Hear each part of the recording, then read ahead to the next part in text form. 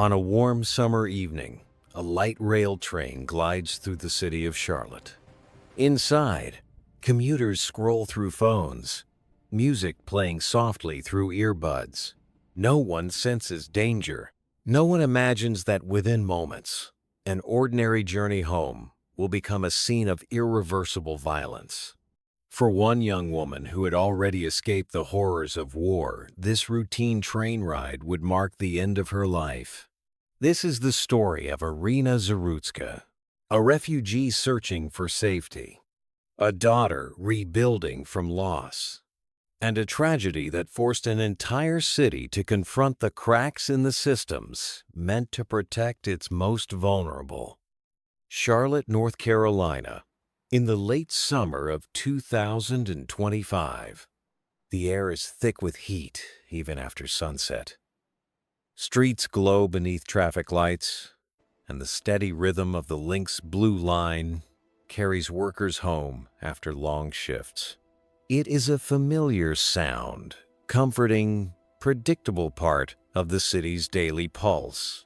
Public transport is meant to represent reliability, a shared trust between strangers, a belief that for a short stretch of time, everyone aboard is simply trying to get home safely. For Irina Zarutska, that belief mattered deeply. She had already lived through what happens when safety collapses. Irina was born on a spring day in Ukraine, a country rich with history, culture, and deep family ties. From a young age, she was known as gentle and creative. An artist at heart, she found comfort in shaping ideas with her hands, in design, sculpting, and imagining beauty, even when life felt uncertain. Those close to her remembered her smile most open, warm, and sincere. Irina had a way of making people feel at ease, even when she herself carried quiet worry. That worry became reality in early 2022. When Russian forces invaded Ukraine, normal life disappeared almost overnight. Morning routines were replaced by air raid sirens. The sound of distant explosions became terrifyingly familiar. Safety was no longer assumed, it was hunted for. For Irina and her family, her mother, sister, and brother, the decision to leave was devastating. Ukraine was home.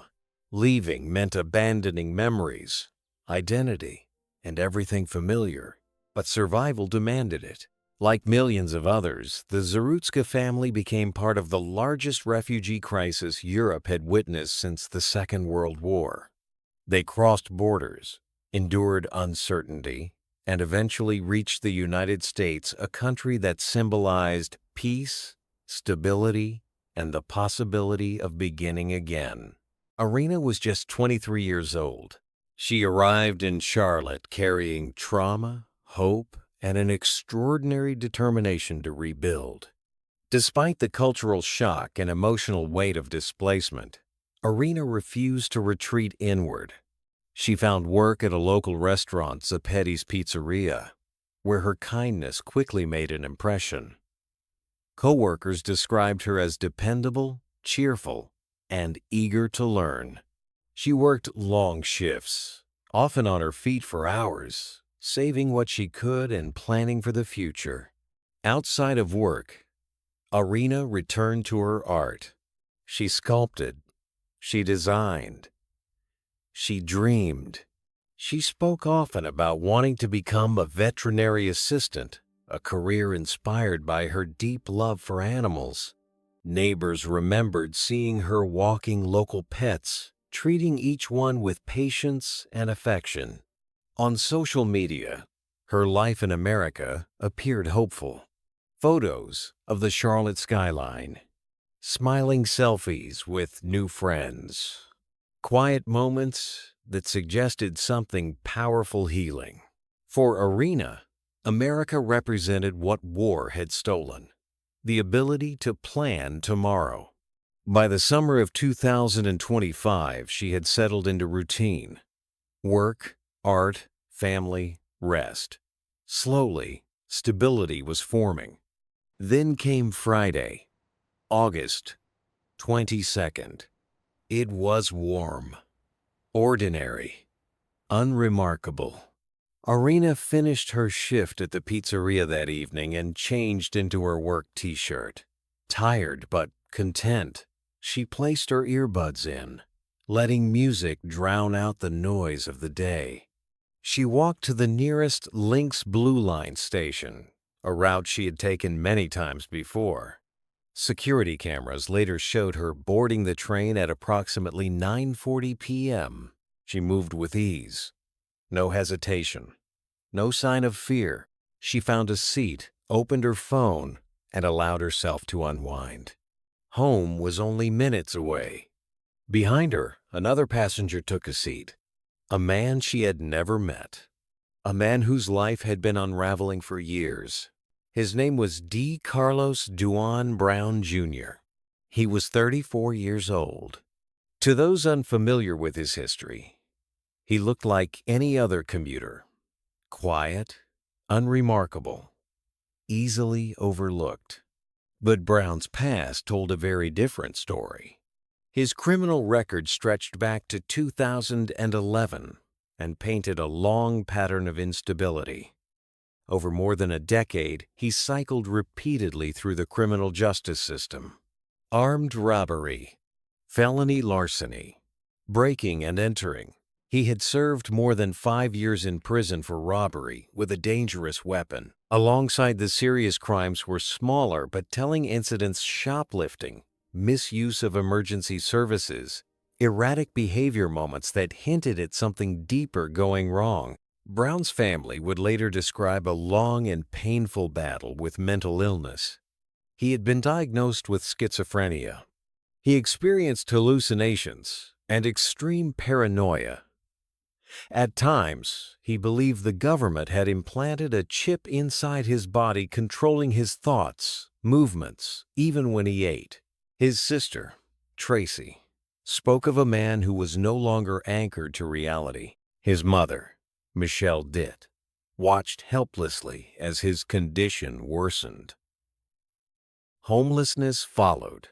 Shelters replaced stability. Crisis became routine. She tried repeatedly to get her son long-term psychiatric help, but without legal guardianship, her options were limited. Earlier in 2025, Brown had been arrested after repeatedly calling 911, claiming that a man-made material controlled his body. He was hospitalized, evaluated, and released. Even after his mother obtained an involuntary commitment order, sustained treatment never followed. Days before the killing, Brown appeared at her home in the early morning hours. He said he had just been released from hospital. He asked to stay the night. She agreed. It would become a moment that haunted her forever. On the evening of August 22nd, Brown boarded the same light rail car as Irina Zarutska. Surveillance cameras captured him wearing an orange sweatshirt. His movements appeared calm. He sat behind Irina, she in the aisle seat, he by the window. For 4.5 minutes, nothing happened. Passengers came and went. The train rolled through the night. Irina remained absorbed in her phone, earbuds still in place. Then, at 9:55 p.m., everything changed. Brown reached into his pocket. He removed a folding knife. The camera showed him opening the blade deliberately, not hurried, not frantic. Then he paused. What was happening inside his mind at that moment is something no camera could capture. Seconds later, Brown stood. He braced himself with one hand on the seat bar in front of him. With the other, he attacked. 3 rapid strikes. Irina had no warning.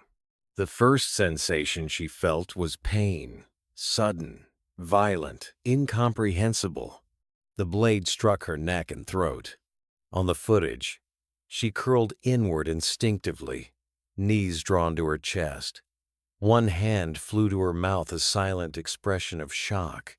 She looked up at her attacker, eyes wide, searching for meaning where none existed. Passengers screamed. Some ran. Some froze. Some could only watch in disbelief. Brown did not linger. He turned and walked calmly toward the door. 15 seconds after the attack, Irina collapsed onto the floor.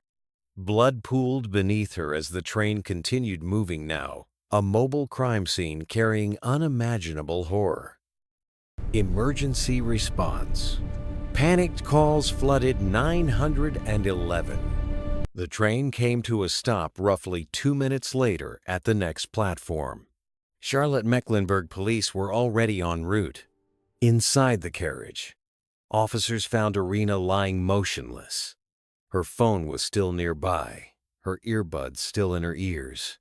The pizzeria shirt she wore, once ordinary, was soaked in blood. Paramedics attempted life-saving treatment, but her injuries were catastrophic. Irina Zarutska was pronounced dead at the scene. Outside, officers located Brown standing near the platform. He had suffered a laceration and was transported to hospital before being arrested. Nearby, investigators recovered the folding knife, its blade stained with blood. From the moment the weapon was drawn to Irina's collapse, less than 5 minutes had passed.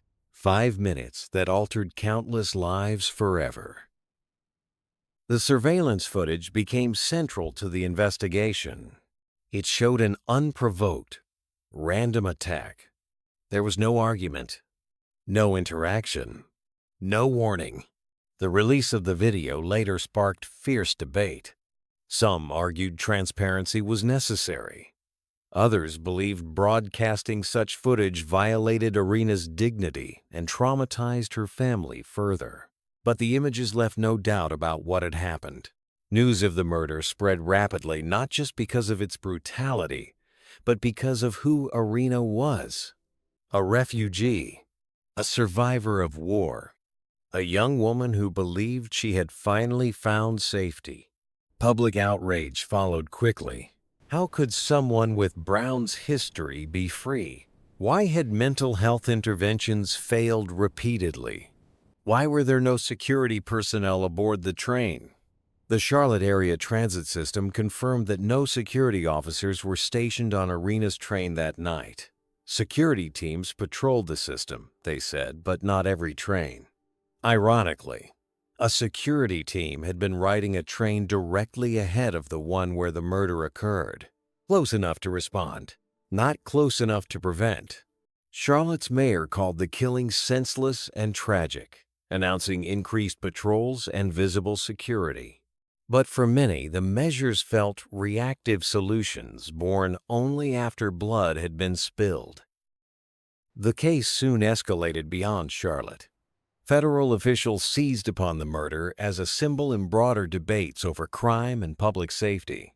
Federal charges were filed against Brown for committing an act causing death on a mass transportation system, a charge carrying the possibility of life imprisonment or the death penalty. The FBI joined the investigation alongside local police. National political figures weighed in. Some framed Irina's death as the result of failed policies. Others urged restraint, calling for solutions rather than blame. Local officials found themselves pulled into a national storm they had not invited. Amid the noise, one truth risked being lost. A young woman was dead, and her family was shattered. For the Zarutska family, no explanation brought comfort. They had fled a war zone together, believing distance would mean safety. Instead, they were forced to bury a daughter and sister in a country meant to protect her. Vigils appeared across Charlotte. Flowers piled at stations. Candles flickered late into the night. A fundraiser was established to support the family. Donations arrived from around the world, strangers moved by a life they had never known but somehow understood.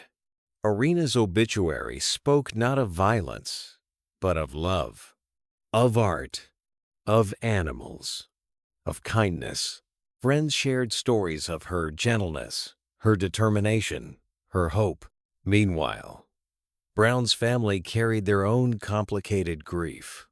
They mourned Irina and the man they believed mental illness had stolen from them long before that night. They spoke openly about warning signs, unanswered pleas, and systems that never fully intervened. Their words angered some, but they revealed an uncomfortable reality.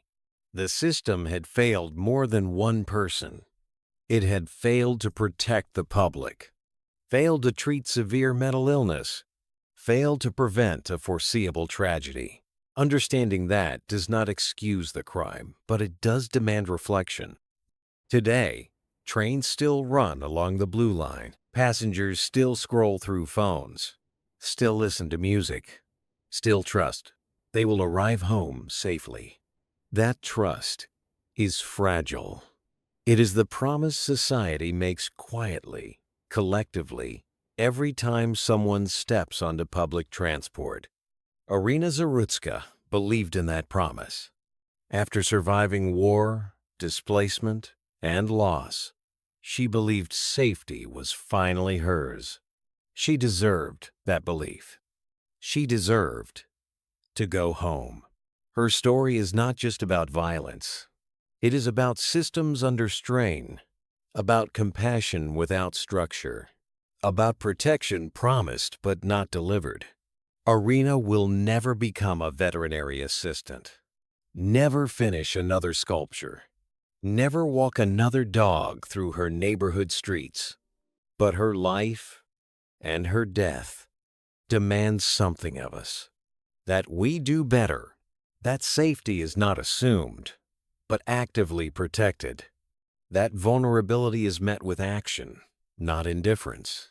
As the train doors close and the city moves forward, one question lingers in the quiet between stations. How many warnings must be missed before prevention replaces tragedy? And how many lives must be lost before safety becomes more than an expectation but a responsibility truly upheld?